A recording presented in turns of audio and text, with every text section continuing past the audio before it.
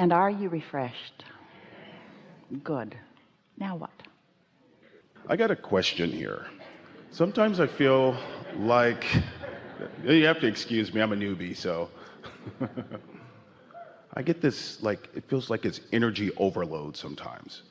And what I mean by that, it seems like I'm sitting here in this room full of people, and it's like a television channel that's being flipped to all these different channels. Like I'm feeling this energy and this emotion, this and that, and it's like sometimes it's overwhelming. It's that way for a lot of people as they move through life experience, and of course it's compounded when you get into closed spaces with lots of people. But that's a result of sort of practicing caring a lot how others are responding to you.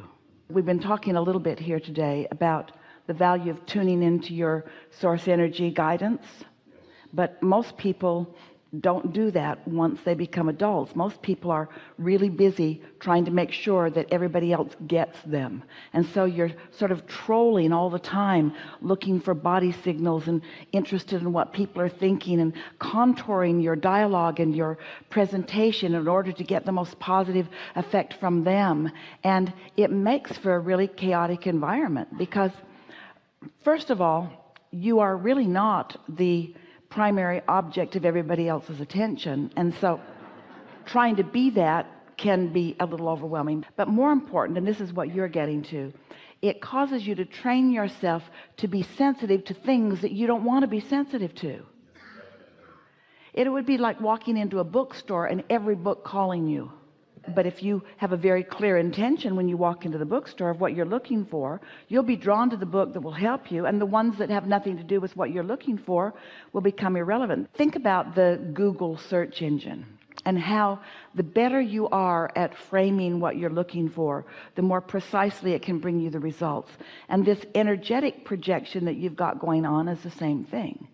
So the more you become aligned with who you really are, and the less scattered your own energy is, then the less you'll pick up on what's going on with everybody else. How do I do that? That's the problem. It's like, an example is my brother. I would call him on the phone and we would talk. My brother had 3 strokes.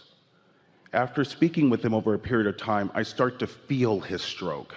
I start feeling the numbness in the left side. Or when my mother, who has Alzheimer's, dementia, when I speak to her on the phone for any period of time, I'm exhausted because I start to lose my memory. It seems like I'm taking on their energy, and it's exhausting. When Jerry and Esther were running around together in the monster bus, Jerry learned pretty early on. Esther did almost all the driving.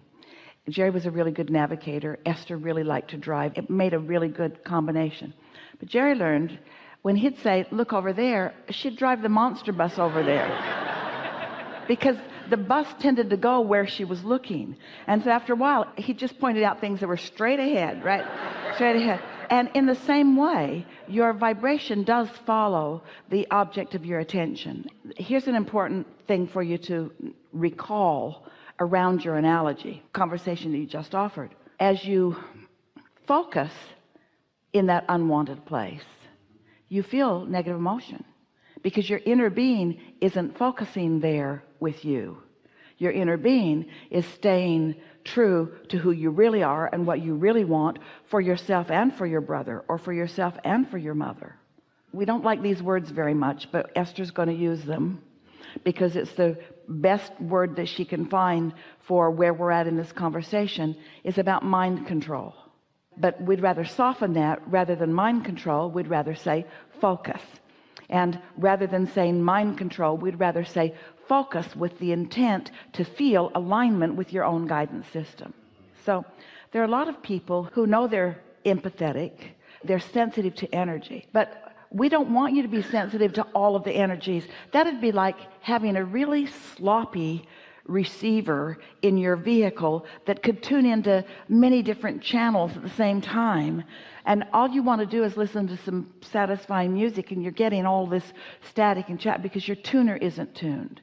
So that's really what it's about. It takes a little practice, but most of all, it takes understanding why you do it, and why you do it is because you're trying to exercise your influence over them by getting them to see you as you want them to see you. And so you're real interested on an almost word by word basis. I say this and then you respond, and I say this and then you respond. So you care too much about their response. We want you to not care at all about anybody's response to you. Esther saw a book title. She didn't ever read the book. She loved the title, written by Terry Cole Whitaker. And the book is What You Think About Me Is None of My Business. Well, you have made almost everything that everybody thinks about you your business. And so you're tuned to that, and it will make you nuts. It's driving me crazy. Yeah. It's just a little sloppy tuning on your own. And now we've had this discussion, it could begin to change right away. So want to go a little further with it? You want to take the conversation? For example, were you aware of any thoughts you picked up on? Or better said, how did you interpret some of the thoughts you were picking up on? Or was it just static? In here, in the room? Some of the thoughts is I can feel sort of positive emotions from people, the negative emotions from people. It's just scattered. It's just sort of like, it's just hitting me from all different directions and things. I find myself when I'm in a crowded room, I just want to go somewhere. So what that means is our power of influence, which is really, really good, didn't really reach you. Because we're good at this. We tune into this stream of energy and we don't deviate from it, and we hold it, and if you're in the vicinity, you'll come with us. That means that we weren't getting your attention, because if we were getting your attention, that would have not have been your experience. Or is that an old story you're telling us? Is that an old story you're telling us? A story. Did it happen here today? Yes. And so it wasn't thought so much as it was emotions that you felt? To me, it's just like a static radio channel sometimes. It's sometimes I can tune in on someone or tune in on something. I find myself at times like just sitting in the audience, and I would sort of cross my legs like this and do this. I look at someone like a seat next to me. I'm in the same position they're in. Same, legs crossed. Well, we are really appreciating this conversation, because it speaks so powerfully to everything that we want you to know first. And that is, let your relationship with your source energy be what's dominant to you. And most people, first of all, they don't really know that source exists for them like that. They don't really know that source is interested in them like that. They don't really understand that your inner being is projecting a steady thought that you could pick up on. They don't understand that they have an inner being who has an opinion about everything that they have an opinion about. So therefore they don't understand their own guidance system. So most people have sort of been frantically searching for some form of guidance from someone. And when you really, really care about it, then you're looking for it everywhere. Yeah. I'm trying to separate mine from theirs is what I feel like I need to do. It hasn't got anything to do with them. It's only about what's going on with you. Some years ago, we offered an analogy, a really good one, really appropriate for this conversation. We said, imagine a light board about as big as this carpet and has all those little LED lights on it. And you're one of the lights. So you focus on something and you light up based upon what you're focused upon. And every other light on the board that's where you are lights up too. And that equals your world. That's who in the room is a vibrational match to you. You can control how you light up. So let's say they're all lighted up on something that is not beneficial, maybe like disease, or maybe like war, or maybe like, doesn't matter what it is. But you're not, because you've been meditating, or you've been playing your musical instrument, or you're tuned in, tapped in, turned on. So even though they're lighted up that way, they have no influence and no attraction power in your life experience, because you're offering a different vibration.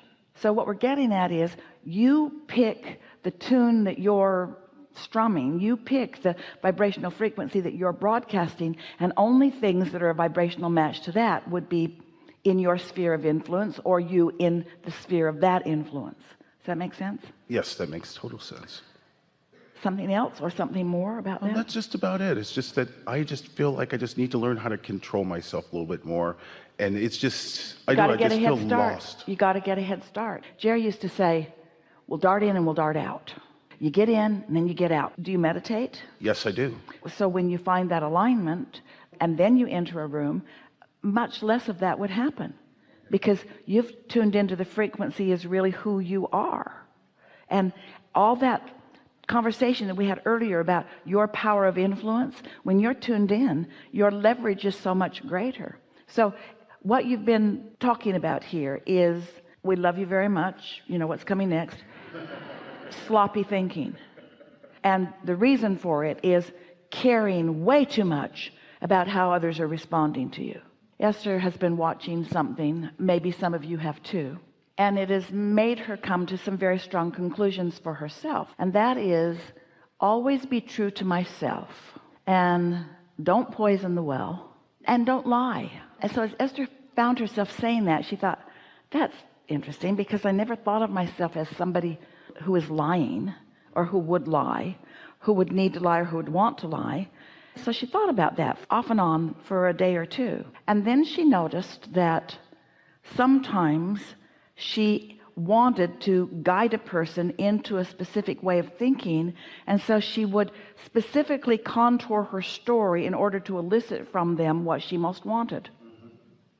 Ooh. And then she thought, this is not really being true to me. This is altering myself in order to evoke from them something wanted. Ooh. Ooh. That must mean I don't really trust my alignment.